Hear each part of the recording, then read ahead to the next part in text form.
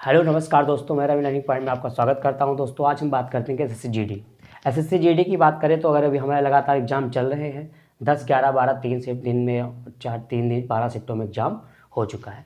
उसमें जो क्वेश्चन पूछे गए लगातार क्वेश्चन जो आ रहे हैं उस पर आज हम कुछ क्वेश्चन करने वाले हैं। एसएससी जीडी की बात करते हैं तो आज हम बात करते हैं एसएससी जीडी की। जो देखते हैं कैसे क्वेश्चन पूछे, ज़्यादा कोई टफ क्वेश्चन नहीं आ रहे, बस टाइम मैनेजमेंट करने बहुत आसान पेपर आ रहा है। देखते हैं कैसे क्वेश्चंस हैं, करेंगे क्वेश्चंस। तो आज देखेंगे आज का पहला जो क्वेश्चन है, एक क्वेश्चंस आया हुआ था, जो एक क्वेश्चंस पहले आया हुआ था 11 तारीख में एलसीएम एचसीएफ से क्वेश्चन था कि दो संख्याओं का सही के सामने क्वेश्चन है। ये लिखा है दो संख्याओं का लासा 1296 है, मासा 96 है, यदि तो एक संख्या 864 है तो दूसरी संख्या बताओ तो क्या होगा। तो इसका आसान सा सॉल्यूशन है, इसमें हमने पढ़ रखा है कि फर्स्ट नंबर यानी first number into second number, क्या पढ़ रखा है, first number into second number equal to LCM into HCF. हमने क्या पढ़ रखा है कि पहली गुण संख्या गुणे दूसरी संख्या इजकल टू लासा गुणे मासा। तो यहाँ हम देखेंगे तो पहली संख्या लासा हम कितना दे रखा है, क्वेश्चन में देखेंगे तो लासा हमारा 1296 दे रखा है। कितना दे रखा है, 1296। ठीक है, इसके बाद मासा जो दे रखा है वो 8 कितना दे रखा है, मासा केवल दे रखा है 96। कितना दे रखा है, 96 दे रखा है। एचसीएफ जो इसका है 96 है, और जो फर्स्ट नंबर है वो कितना है 864, और सेकंड नंबर हमने क्या मान लिया, x मान लिया। सेकंड नंबर जो हमें बताना है, ठीक है। सेकंड नंबर हमसे पूछा गया है कि सेकंड नंबर क्या है, तो सेकंड नंबर देखिए यहाँ से करते हैं। अगर डिवाइड करेंगे तो 6 से डिवाइड कर ले, 6 1 जा 6, 2 बचेगा 6 2 6 4 जा 24, 6 चौको 24, फिर 2 बजा 6 4 जा 24, और 6 1 जा 6, 6 6 जा 36, यहाँ से हो जाएगा। और 16 एक कम 16, 16 नहीं नहीं है 144, 9 एक कम 9, 9 एक कम 9, बचा 3, 9 27 9 चौक 36 यहाँ पे, और फिर बचा 9 चौक 36, यानी कि जो दूसरा नंबर होगा वो 144 हो जाएगा। क्या हो जाएगा, 144। जो सेकंड नंबर क्वेश्चन का जो सेकंड नंबर आंसर होगा वो क्या होगा, 144 इसका राइट आंसर होगा। देखते हैं आज का जो दूसरा क्वेश्चन है। दूसरा क्वेश्चन क्या कह रहा है, तो दूसरा क्वेश्चन है हमारा सामने देखिए, लिखा हुआ है कि 3 के प्रथम 15 गुणजों का औसत क्या होगा। 3 के प्रथम 15 गुणज, 15 गुणज का मतलब क्या है, 3 के प्रथम पहला तो ये हो गया, दूसरा 3 2 जा 6, और तीसरा 3 3 जा 9, 3 4 जा 12, ऐसे करते करते हमें 15, तो 15 गुणे 3 लास्ट जो गुणा जो होगा इसका क्या होगा, वो 45 होगा। 15 गुणे 3 क्या होगा, 45 होगा। लास्ट गुणज क्या होगा, 45 होगा। जब भी इसका डिफरेंस सेम हो, औसत पूछे, जब भी इनका डिफरेंस जो है सेम हो, अंतर सेम हो, लगातार नंबर में अगर औसत पूछे तो हमें कुछ नहीं करना है। क्या करना है, पहली संख्या गुणे अंतिम संख्या, पहली संख्या गुणे अंतिम संख्या। तो पहली संख्या 3 है, दूसरे और अंतिम संख्या क्या है 45 से है, और किससे डिवाइड करना है, इसको दो संख्याएं ली है, 2 से डिवाइड कर लो, हमारा औसत आ जाएगा। हम ये क्या है, औसत आ जाएगा हमारा, क्या आ जाएगा, औसत आ जाएगा, एवरेज आ जाएगा। क्या आ जाएगा, एवरेज आ जाएगा। हमसे औसत पूछा गया था तो औसत इसका क्या हो जाएगा, 48/2 हो जाएगा, और यहाँ 2 से डिवाइड कर लेंगे तो इसका जो औसत होगा वो 24 हो जाएगा। 24 इसका क्या हो जाएगा, राइट आंसर हो जाएगा। ठीक है दोस्तों, चलते हैं अगले क्वेश्चन पे। नेक्स्ट क्वेश्चन हमारा क्या है, तो नेक्स्ट क्वेश्चन देखते हैं। तो नेक्स्ट क्वेश्चन हमारे सामने लिखा हुआ है कि नेक्स्ट क्वेश्चन की ए से बी की निश्चित दूरी एक व्यक्ति 40 किलोमीटर प्रति घंटे की दर से दूरी तय करता है, और आगे लिखा है कि उसी दूरी पर वापस 30 किलोमीटर प्रति घंटे की उसी दूरी की रफ्तार से आता है, तो पूरी यात्रा की औसत गति। यानी कि जो क्वेश्चन कह रहा है कि वो जाता तो 40 किलोमीटर पर आवर की घंटे से पर आवर की रफ्तार से है, लेकिन जाता तो 40 किलोमीटर की घंटे रफ्तार से है, लेकिन वो वापस जो आता है तो वापस 30 किलोमीटर पर आवर की घंटे से आता है। वो वापस किससे आता है, जाता है 40 किलोमीटर की स्पीड से, और आता किससे है, 30 किलोमीटर की स्पीड से वापस आता है। हमसे एवरेज स्पीड पूछा गया है, औसत गति पूछी गई। हमसे क्या पूछा गया है, एवरेज स्पीड पूछी गई है, औसत गति पूछी गई है। तो हमने पढ़ रखा है, हमने पढ़ाया है, क्या पढ़ाया है कि एवरेज स्पीड होती है 2s1, यानी स्पीड 1 इंटू स्पीड 2, और दोनों अपॉन में क्या, दोनों स्पीड को जोड़ दो। स्पीड 1 इंटू स्पीड 2 अपॉन में स्पीड 1 प्लस स्पीड 2। तो पहली चाल क्या है, तो पहली चाल हमारी जो है वो क्या है 40 है, और दूसरी चाल हमारी क्या है 30 है और दोनों का योग कितना है, दोनों का योग जो है हमारा 70 है। दोनों को जोड़ने पर 70 आता है। 0 से 0 काट लेंगे, 0 से 0 काट लेंगे। अब डिवाइड होगा नहीं तो हम ये क्या करेंगे, 7 4 दूनी 8, 8 तिहाई 24 हो जाएगा। कितना होगा, 4 दूनी 8 और 8 तिहाई 24 हो जाएगा, यानी कि 240 हो जाएगा। 240 को हम 7 से अगर भाग लगाएंगे, 240 को अगर हम 7 से भाग लगाएंगे तो 7 तिहाई 21 होता है और बचेगा 3, 7 चक्कू 28 होता है, 7 चक्कू 28 होता है, 7 तिहाई 21 और यहाँ से बचेगा 3, 3 पर 0, 7 चक्कू 28 पॉइंट 34 पॉइंट। इसके बाद क्या है, 7 दूनी 14 और 7 अठी 56, यानी कि 34.28 किलोमीटर, 34.28 किलोमीटर प्रति घंटा जो हो जाएगी इसकी स्पीड हो जाएगी। यानी कि 240 को 7 से भाग लगाएंगे तो कितना आएगा, 34.28 आ जाएगा। 34.28 किलोमीटर पर आवर। जो इसका आंसर होगा वो क्या होगा, 34.28 किलोमीटर पर आवर। देखते हैं आज का नेक्स्ट क्वेश्चन जो है, अगला क्वेश्चन। तो अगला क्वेश्चन देखिए सामने लिखा हुआ है, क्या लिखा हुआ है, नेक्स्ट क्वेश्चन देखते हैं। तो नेक्स्ट क्वेश्चन क्या है, नेक्स्ट क्वेश्चन सामने है कि एक व्यक्ति 18 किलोमीटर, एक व्यक्ति क्या करता है, एक व्यक्ति 18 किलोमीटर की दूरी 6 किलोमीटर प्रति घंटे और 16 किलोमीटर की दूरी 8 किलोमीटर प्रति घंटे की रफ्तार से और 30 किलोमीटर की दूरी 6 किलोमीटर की तय करता है। पूरी दूरी तय करने में औसत चाल क्या है। पूरी दूरी फिर पूछ रहा, औसत चाल पूछ रहा है, औसत चाल पूछ रहा है। तो एवरेज स्पीड फिर से पूछ रहा है, तो औसत चाल पूछ रहा है, औसत चाल बताना है। और एक व्यक्ति क्या कर रहा है, पहले 18 किलोमीटर जाता है, कितने किलोमीटर, 18 किलोमीटर जाता है, तो उसकी स्पीड देखो लिखी हुई है 6 किलोमीटर पर आवर की स्पीड से जाता है। कितने, 6 kilometre per hour, 6 kilometre per hour की स्पीड से। और अगले नेक्स्ट जो 16 किलोमीटर जाना है, जाता है 16 किलोमीटर जाना है, वो स्पीड रखता है कितनी, वो स्पीड रखता है अपनी 8 किलोमीटर पर आवर। कितनी रखता है, 8 किलोमीटर पर आवर। इसके बाद नेक्स्ट जो 30 किलोमीटर जाता है, 30 किलोमीटर जाता है, तो वो स्पीड रखता है अपनी 6 किलोमीटर, 6 किलोमीटर पर आवर, 6 पर। औसत चाल हमसे पूछ रहा है, तो औसत चाल जब भी पूछे, तो औसत चाल जब भी पूछे, औसत चाल तो लिख देना कि कुल दूरी क्या होता है, कुल दूरी बटे कुल समय, total distance upon total time होता है। क्या होता है, total distance upon total time होता है। तो कुल दूरी बटे कुल समय, तो हम समय निकाल लेंगे तो समय बराबर क्या होता है, तो समय बराबर होता है कि दूरी बटे चाल, दूरी बटे चाल, दूरी बटे चाल, दूरी बटे चाल क्या होता है, समय। तो 18 किलोमीटर की दूरी 6 घंटे में पाया, तो समय कितना लगेगा, 18/6, यानी कि समय लगेगा 3 घंटा। यानी कि ये 3 घंटे में कवर कर लेगा। कितने घंटे में, 3 घंटे में। और इसके बाद 16 किलोमीटर चलता है 8 की स्पीड से, तो कितना आएगा, 8 दूनी 16, यानी कि 2 घंटे में कवर कर लेगा। ये 2 घंटे में कवर करेगा। और 30 किलोमीटर 6 की स्पीड से जाता है, तो 30/6, 6 पंचे 30, यानी कि इस दूरी को तय करने में उसको 5 घंटे का समय लगेगा, 5 घंटे का समय लगेगा। और हमसे पूछा क्या है, हमसे पूछा है उसने कि हमसे औसत चाल पूछा है, तो औसत चाल हमने क्या होता है, कुल दूरी बटे कुल समय। तो कुल दूरी कितनी है, कुल दूरी हम देखें क्या होगी, तो 18 + 16 + 30, ये टोटल डिस्टेंस है। और टाइम कितना है, 3, 2 और 5, ये 3, 2 और 5 ये टोटल टाइम है। इनको सबको जोड़ के भाग लगा दो, तो 16 दूनी 32, 2 34 और 64 हो जाएगा। 64/10, 0 हटाओ, 1 नंबर के बाद दशमलव लगाओ, तो ये हो जाएगा 6.4 किलोमीटर पर आवर जो होगी उसकी एवरेज स्पीड होगी। औसत चाल जो उसकी होगी 6.4 किलोमीटर प्रति घंटा होगी, 6.4 किलोमीटर प्रति घंटा होगी। इसके बाद देखते हैं, चलते हैं नेक्स्ट क्वेश्चन पे, चलते हैं नेक्स्ट क्वेश्चन पे।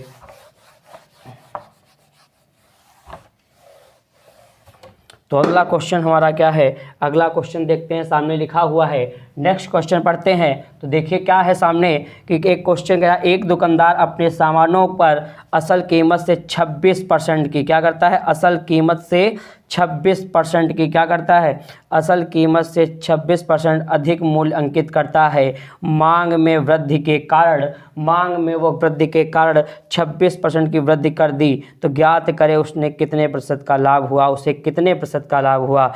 लगातार कह रहा है कि 26% पहले और मांग उसकी डिमांड बढ़ गई, तो उसने क्या किया, पहले तो 26% उस वृद्धि थी ही थी, लेकिन डिमांड बढ़ने के साथ साथ उसने क्या किया, 26% की वृद्धि और कर दी। लगातार वृद्धि और लगातार कमी हो तो हमने पढ़ रखा है कि x plus y plus minus x और वाई, एक्स वाई अपॉन 100। लगातार वृद्धि हो तो हमने पढ़ा x प्लस वाई, ये है पहली वृद्धि, x क्या है, पहली वृद्धि, और ये दूसरी वृद्धि है।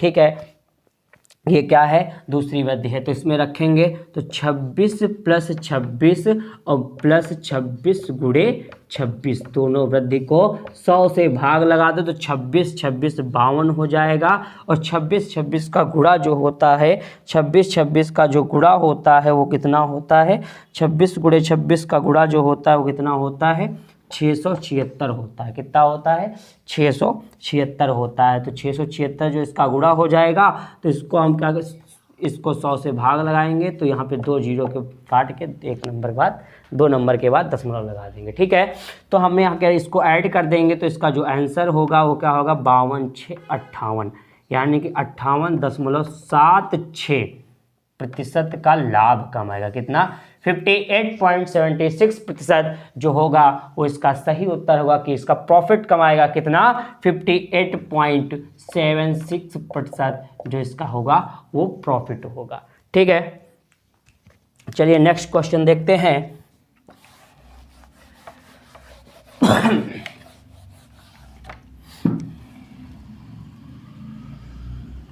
नेक्स्ट क्वेश्चन क्या है, तो नेक्स्ट क्वेश्चन है कि एक आयत की एक भुजा, एक आयत की एक भुजा 20% वृद्धि की जाए। देखिए सामने लिखा हुआ है कि यदि एक आयत की भुजा में 20% की और दूसरी भुजा में 10% की वृद्धि की गई हो तो क्षेत्रफल में प्रतिशत बदलाव बताना। क्षेत्रफल में प्रतिशत बदलाव क्या होगा, प्रतिशत बदलाव बताना है। वृद्धि हो रही, पहले किसी एक भुजा में कितना, एक भुजा में 20% की वृद्धि हुई, दूसरी भुजा में 10% की वृद्धि हुई। जैसे अभी अगला पिछला क्वेश्चन किया था वैसे इसको भी करना है कि x प्लस वाई अपॉन 100 होता है। तो पहले वृद्धि हुई 20 की, फिर वृद्धि हुई 10 की, और 20 गुणे 10/100। दोस्तों 0 से 0 काट लेते हैं। इसके बाद इसमें हम इसको ऐड करते हैं तो 30 प्लस 2 कम 2 बराबर 32% की जो वृद्धि होगी उसके क्षेत्रफल में जो बदलाव होगा वो 32% का वृद्धि होगी, उसके क्षेत्रफल क्या हो जाएगा, 32% बढ़ जाएगा। ये तो इसका सरल तरीका था, आसान, टाइम बचने के आराम से कर सकते हैं। ठीक है दोस्तों, तो इसमें क्या होगा, 32% की क्या होगी, वृद्धि हो जाएगी। ठीक है, चलते हैं नेक्स्ट क्वेश्चन, आज का अगला क्वेश्चन देखते हैं क्या होगा।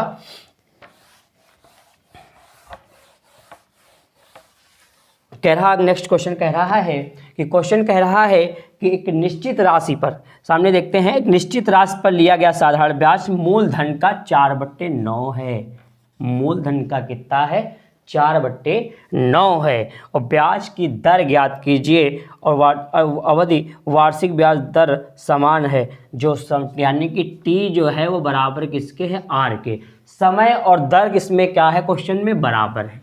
समय और दर क्या है, बराबर। आर क्या होता है, दर होता है, और टी क्या होता है, समय होता है। ये हमारी दर है, रेट दे रखा है, और ये हमारा टाइम है, यानी हमारा समय दे रखा है। क्या दे रखा है, समय। ये दोनों चीज़ें जब बराबर हों, इक्वल हों, तो मान लेते हैं दोनों इक्वल हैं तो हमें रेट बता कि अगर हम, ये क्या होगा, 4/5, ये क्या, मूलधन का 4, यानी कि मान लेते मूलधन अगर 9 रुपये है, ये क्या होता है, ये मूल संख्या होती है, इसको मूलधन मान लेंगे। क्या मान लेंगे, मूलधन। और ब्याज उस पर कितना मिलता है, 4 रुपये का। कितना मिलता है, ये ब्याज मिलता है 4 रुपये का। मान लिया अगर मूलधन हमें 9 रुपये है, उस पर ब्याज मिल रहा है 4 रुपये का, क्या मिल रहा है, ब्याज। तो हमने पढ़ रखा है कि SI बराबर ब्याज बराबर क्या पढ़ रखा है, ब्याज बराबर PRT अपॉन 100 पढ़ रखा है।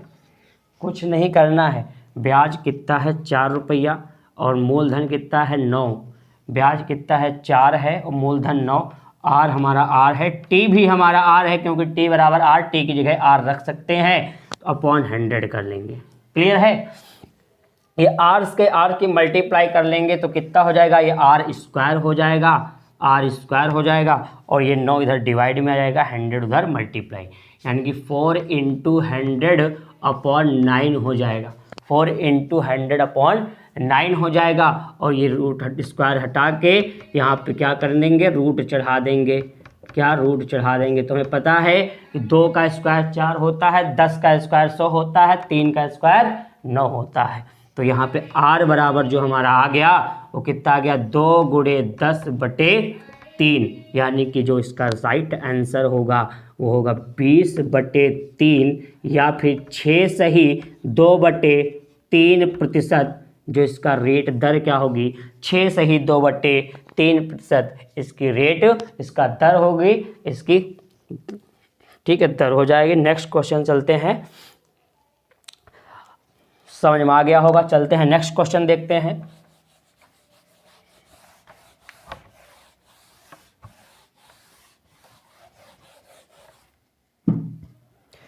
देखते हैं अगला क्वेश्चन जो हमारे सामने है, ये कह रहा 10,000 रुपये पर।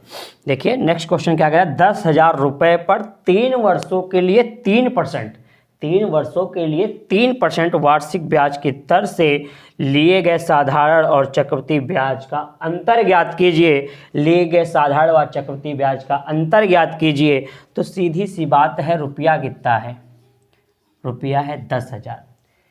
SI और CI का अंतर डिफरेंस बताना है, CI और SI का।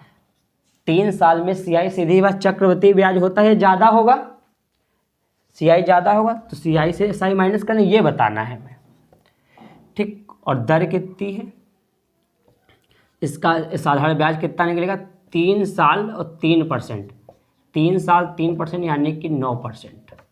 तो 10,000 का 9% कितना होता है, 900। तो SI इसका कितना आ जाएगा, 900 आ जाएगा। कितना आ जाएगा, 900। और देखा जाए तो 10,000 का जो 3% अगर चक्रवृद्धि ब्याज निकाला जाए, 3 साल के लिए चक्रवृद्धि ब्याज कैसे निकालेंगे, तो ट्री मेथड हमने बता रखा है कि चक्रवृद्धि ब्याज क्या होगा, पहले साल तो 300 रुपया, 3% इसका होगा 300 रुपया, ठीक, 300 रुपया मिलेगा। और दूसरे साल 300 तो इसको मिलेगा ही मिलेगा, लेकिन साथ साथ में 3% इसका भी मिलेगा। तो 3% इसका 9 रुपया होता है। कितना होता है, 9। 300 का 3% 9 होता है। और नहीं समझ आ रहा तो देखो 3% का 3% निकाल के देखो, 300 का 3%, 3 3 9 आ गया। ठीक है, दूसरे साल 9 मिला। तीसरे साल जो चक्रवृद्धि ब्याज मिलेगा वो 300 तो मिलेगा ही मिलेगा, 10,000 पर 300 मिलेगा ही मिलेगा। 300 आ कहाँ से रहा, तो 10,000 का 3% जो होता है, 10,000 का 3% वो 300 होता है, 3 एकम 3, इसलिए 300 आया है। ठीक है, तो यहाँ 9 मिलेगा और इस पे भी ब्याज मिलेगा 9 रुपया, और 9 रुपया इसका भी ब्याज मिलेगा। यानी कि तीसरे साल क्या मिलेगा, 300 इसका मिलेगा 10,000 पे, और 3% इसका भी मिलेगा, 3% इसका भी मिलेगा 9 और 3% इसका भी तो मिलेगा हमें। इस पे भी लास्ट ईयर इस पे भी इंटरेस्ट पर इंटरेस्ट मिलेगा, ब्याज पर ब्याज मिलेगा। तो 9 का 3% क्या होता है, तो 9 का 3% क्या होता है, तो 9 का 9 3 27 बट्टे 100 और 0 से 0 काटा 9, यानी 0.27। ठीक है, तो टोटल CI कितना आ गया, तो टोटल CI देखेंगे कितना आ गया, 3 3 9 3 27, यानी कि 927 और 0.27, ये CI आ गया। SI हमने पहले रखा, निकाल कितना, 900, 9% निकाल लो सीधे सीधे। साधारण ब्याज 300 पहले साल मिला, दूसरे साल भी 300। साधारण ब्याज तो वही मिलता है, कोई बदलाव नहीं होता, जितना पहले साल उतना दूसरे साल उतना तीसरे साल आगे मिलता रहेगा वही। तो एक साल में 300, दूसरे साल भी 300, 900 CI SI है, CI 927 है। अंतर पूछ रहा है तो अंतर निकाल दो, 927.27 से माइनस 900 कर दो तो जो अंतर आ गया 27.27 का अंतर आ गया। कितना आ गया? 27.27 का हमारा अंतर आ गया। किसका? CI और SI का जो अंतर है कितना? 27.27। इसका राइट आंसर है। क्लियर है? चलते हैं, देखते हैं नेक्स्ट क्वेश्चन।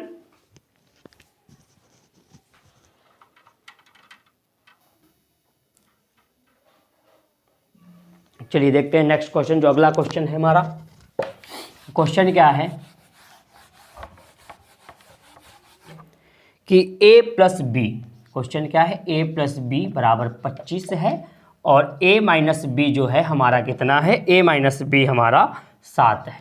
हमसे मध्यानुपाती ज्ञात करो पूछा। मध्यानुपाती ज्ञात करना है। मध्यानुपाती तो भैया समानुपात, तृतीयानुपात, मध्यानुपात, बहुत हर एक शिफ्ट में क्वेश्चन लगातार आ रहा है। तृतीयानुपात, मध्यानुपात से क्वेश्चन लगातार, यानी कि रेशियो एंड प्रोपोर्शन से, अनुपात समानुपात से क्वेश्चन जरूर बन रहा है, शिफ्ट में बन रहा है ज़्यादा। तो देखते हैं यहाँ पे क्या करेंगे। इक्वेशन दोनों दे रखी हैं तो दोनों में से बी जो बी कैंसिल हो गया। देखते हैं 25 7 कितना होता है? 32 होता है और यहाँ पे 2 से डिवाइड करेंगे, ये 2a हो जाएगा और यहाँ पर कितना हो जाएगा? 32 हो जाएगा। कितना हो जाएगा? 32 हो जाएगा और 2 1 कम 2, 16 दूनी 32। तो a बराबर जो है हमारा 16 आ जाएगा। कितना? a बराबर 16। तो सीधी सी बात है, 25 से 16 माइनस कर दो तो हमारा b आ जाएगा और b हमारा कितना आएगा? b हमारा 9 आ जाएगा। और हमसे पूछा गया है क्वेश्चन में कि हमसे पूछा गया है कि मध्यानुपात ज्ञात करो। मध्यानुपात ज्ञात करो। मध्यानुपात ज्ञात करना है, मध्यानुपात बताना है। तो मध्यानुपात होता है b square equal to AC, यानी कि b स्क्वायर रूट AC, ये होता है। तो a हमारा क्या है? b हमें बताना है और 2 नंबर दे रखे a और c, 16 और 9। ये 4 का स्क्वायर होता है, वर्गमूल, सॉरी हाँ 4 का वर्ग होता है, यानी कि 16 का वर्गमूल जो होता है वो 4 होता है और 9 का जो वर्गमूल होता है वो 3 होता है। तो b बराबर 4 गुणे 3 बराबर 12। जो मध्यानुपाती जो इसका होगा वो कितना हो जाएगा? 12 होगा। इसका जो राइट आंसर होगा वो 12 इज द राइट आंसर। इसका सही उत्तर जो होगा वो 12 होगा। चलते हैं, देखते हैं नेक्स्ट क्वेश्चन। आज का अगला क्वेश्चन जो है,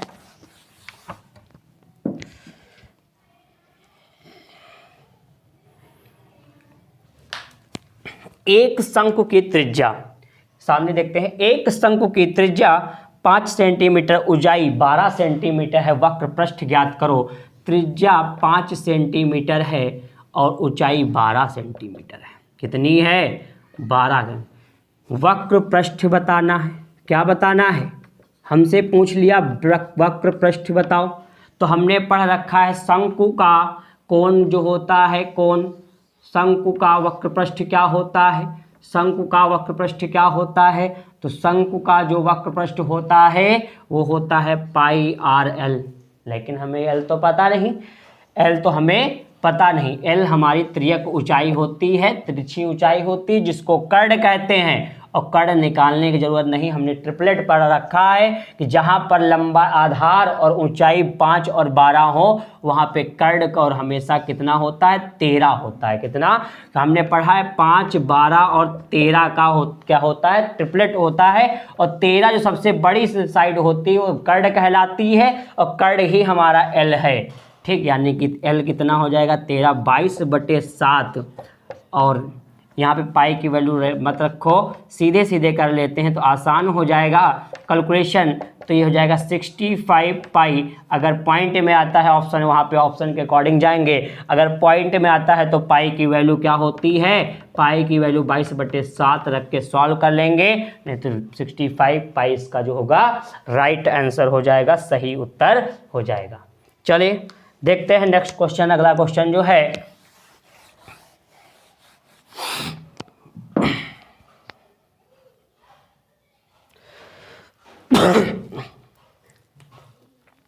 कह रहा एक वस्तु का अंकित मूल्य, एक वस्तु का अंकित मूल्य जो है 1 लाख रुपया है। अंकित मूल्य कितना है? 1 लाख रुपए है।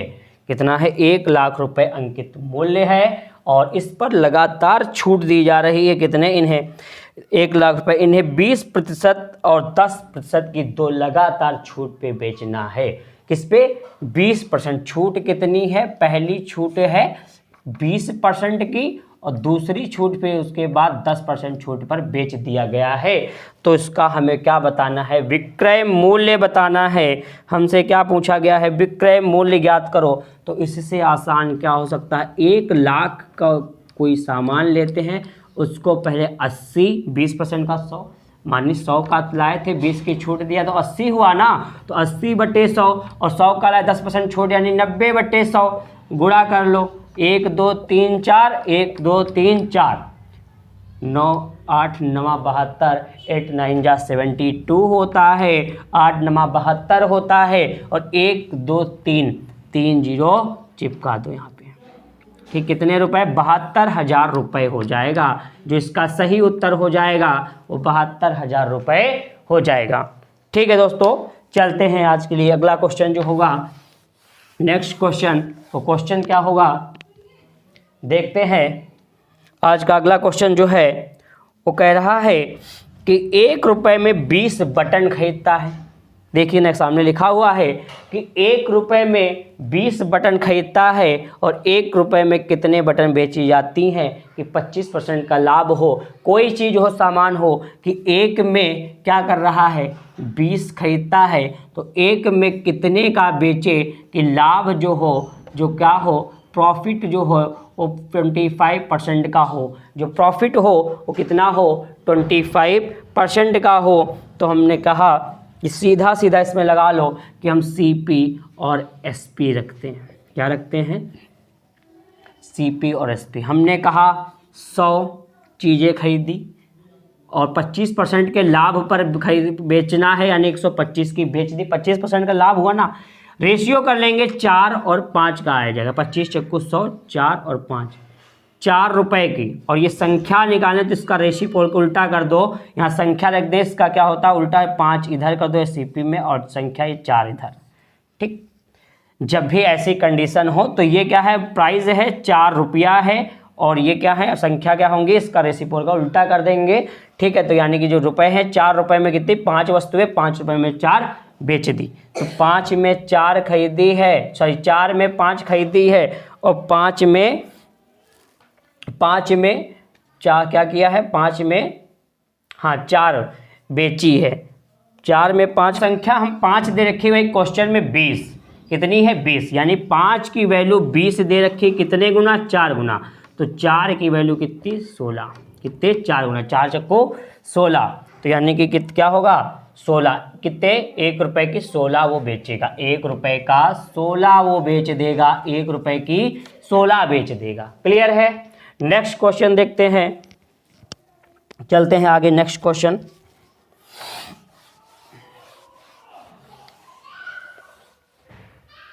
कह रहा 5 रुपये में, इसी प्रकार देखते हैं 5 रुपये में, कह रहा 5 रुपये में 3 सेब खरीद, सॉरी 5 रुपये में 3 पेंसिल खरीदता है। क्वेश्चन लिखा है 5 रुपये में 3 पेंसिल खरीदता है और क्या कह रहा है? 5 रुपये में 3 पेंसिल खरीदता है और 3 रुपये में 5 पेंसिल बेच देता है। ये रुपया है, ये पेंसिल है। क्या है? पेंसिल। ठीक है, ये रुपया है और ये पेंसिल है। तो क्या कह रहा है? इसको जैसे मन हो वैसे कर लो। तो क्या करना है? क्रॉस मल्टीप्लाई सीधे सीधे कर दो। 5 25, 3 तिहाई 9। ठीक है, 3 तिहाई 9। और ये जो इधर होता है, इधर होता है ये CP होता है और ये SP है। तो 25 की चीज़ 9 में बेच रहे हैं तो लॉस हो रहा है कितने? 16 का लॉस 25 पर हो रहा है। 16 का लॉस 25 पर हो रहा है, गुणे 100, 25 चक्कू 100, 16 चौके 64, यानी कि 64% की जो होगी वो हानि होगी। क्या होगी? हानि होगी। 64% की क्या होगी? वार्षिक साधारण ब्याज की दर से ब्याज के रूप में 810 रुपये प्राप्त होता है तो कितने वर्ष का समय लगेगा? बहुत ही आसान है। ब्याज कितना मिल रहा है? ब्याज मिल रहा है 810 रुपये और प्रिंसिपल कितना है? 900 रुपये है। कितना है? 900 रुपये। क्वेश्चन देखिए बहुत ही आसान है। और क्या रेट कितना दे रखा है? दर जो दे रखी है वो कितनी दे रखी है? 5% दे रखी है। हमसे समय पूछा गया, क्या पूछा गया समय। हमें पता 3 चीज़ें जब भी पता हो तो हमें फार्मूला पता है कि SI बराबर क्या होता है PRT। 3 चीज़ें पता हो, चौथी चीज़ हम निकाल लेते हैं। तो SI हमें पता है 810 है और P हमें पता है 900 है, R हमें पता है 5 है, T हमें नहीं पता बटे 100। जीरो कर लो। 5 एकम 5, 5 एकम 5, 6 का 30, 5 दूनी 10, ठीक है।